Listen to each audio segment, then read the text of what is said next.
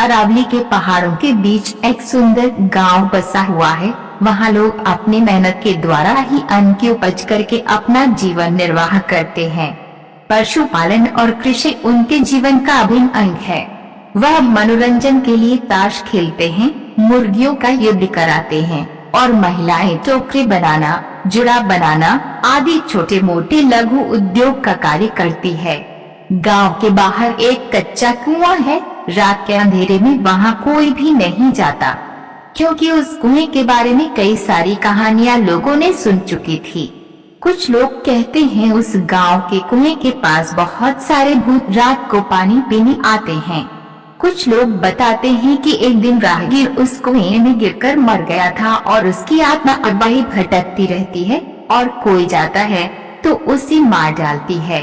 न जाने कितनी ही कथाएं उस कुएं को लेकर बनाई गई थी, किंतु कोई भी व्यक्ति शाम से बाद उस रास्ते नहीं जाता और न ही उस कुएं के पास। एक दिन की बात है, गांव में लोग आपस में उस कुएं को लेकर बात कर रहे थे। उसमें एक लोहार भी शामिल था। उसने सभी की बातों को काटते हुए कहा कि भूत नहीं होता और मैं भूत को नहीं मानता हूँ। लोग उसे डांटने लगे और उसे भूत होने का यकीन दिलाने लगे, किंतु लोहार डटकर उनका सामना करने लगा और कहने लगा कि भूत नहीं होता, मैं उस कुएं के पास जाकर सबको साबित करूंगा। लोहार रात को उस कुएं के पास जाने के लिए तैयार हुआ। उसने अपने हाथ एक कुल्हाड़ी भी ले ली। वह कुएं की ओर चल पड़ा। रात बीत गई लेकिन लोहार कभी नहीं आया। सवेरे उसका मृत शरीर कुएं में मिला। इसके बाद से भूत का डर पूरे गांव में लहर की तरह दौड़ गया। गांव के बच्चे अब शाम होते ही डर के मारे अपने माता पिता के पास पहुंच जाते। एक समय की बात है, एक फौजी अपने घर छुट्टी पर आया हुआ था। वह अपने बेटे को कहने लगा कि गांव के बाहर एक उनका मित्र रहता है, उनके वहां जाकर एक टोकरी ले आओ, सुबह हमें खेती के लिए जाना है।